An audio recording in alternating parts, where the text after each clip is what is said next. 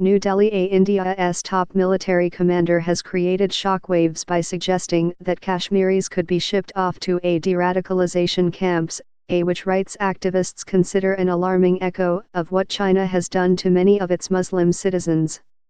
It was far from clear what the military commander, General Bipin Rawat, chief of India's defense staff, meant when he made the public comments on Thursday, or whether a plan was afoot to set up large-scale re-education camps in the part of the disputed Kashmir region that India controls.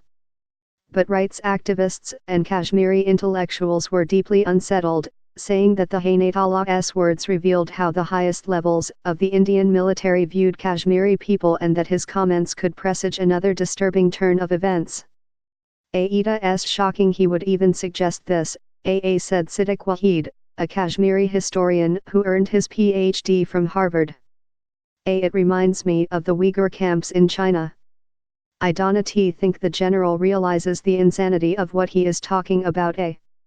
Over the past 3 years, the Chinese government has corralled as many as 1 million ethnic Uyghurs, Kazakhs and others into what it calls vocational training centers, but what rights activists say are internment camps and prisons.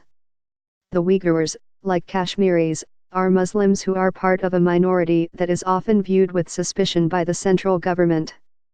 Kashmir has been mired in crisis for decades, and this past year the Indian government upended decades of delicate, albeit flawed policies by unilaterally revoking the statehood of Jammu and Kashmir, the part of the region it controls. It sent in thousands of additional troops, arrested practically the entire intellectual class there, including elected representatives, business people and students, and shut down the internet. All of that was highly unexpected and is what makes Kashmiri intellectuals fear the Hayatallah's comments. They say that under the government of Prime Minister Narendra Modi, just about anything, however unbelievable just a few years ago, is possible. Mr. Modi's party has been pushing a religious nationalist ideology that critics say favors India's Hindu majority and deeply alienates its Muslim minority. Just last month, Mr. Modi's government passed a highly divisive law that creates a special path for migrants to get Indian citizenship if they are not Muslim. Outrage at the law set off weeks of nationwide anti-government protests, which are continuing. Kashmir was India's only predominantly Muslim state until August, when Mr. Modi's government summarily erased its statehood. Since then, it has been suspended in tension, with most internet service still shut off and schools deserted. General Rawat made the suggestion about sending Kashmiris to deradicalization camps at an international affairs conference in New Delhi attended by government officials, foreign diplomats, business executives, and scholars. Responding to a question on how to fight terrorism, the general said that in Kashmir, girls and boys as young as 10 and 12 are now being radicalized.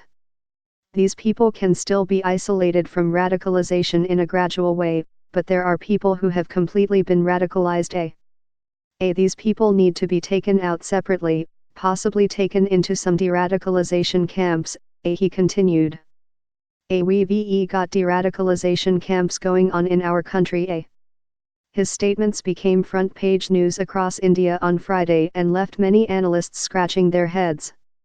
Saket Gokula, a civil rights activist in Mumbai, said this was the first he had ever heard of deradicalization camps inside India. He said that in some areas where the security forces were battling armed groups, such as the Maoist belt in central India, the military ran deradicalization programs including community visits and vocational training. But those were voluntary and did not involve confinement. There have been outreach programs, but a deradicalization program is very different from a deradicalization camp, Mr. Gokula said. Mr. Wahid, the historian, said he was concerned about the Hayatallah's use of the word camps. Are we talking about summer camps or one-year camps where you strip people of their identity and rebuild them, he asked.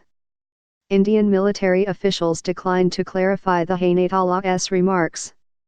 General Rawat, a 4-star general, has spent much of his career leading counterinsurgency operations in northeastern India and Kashmir, which is also claimed by Pakistan. He has a history of using hard-nosed tactics. In 2017, he gave an award to a major who had tied a young Kashmiri man to an army jeep and used him as a human shield against stone throwers. In fact, I wish these people, instead of throwing stones at us, were firing weapons at us, the general said in an interview at the time. Then I would have been happy. If the demonstrators had been wielding guns, the general said, then he could have done what he wanted to do, according to Indian news reports. Many Kashmiri intellectuals denied that Kashmir had a radicalization problem, at least not a religious radicalization problem. The militancy is minuscule, fewer than 300 armed fighters by most estimates, and much of the combatancy ideology turns on political differences with the Indian government, not religious ones. Noor Ahmed Baba, a professor of political science at Central University of Kashmir, who has studied patterns of radicalization, said India was taking its cue from China and might now try to crush all political dissent. Kashmir is a political issue, it needs a political resolution, not de-radicalization camps, he said.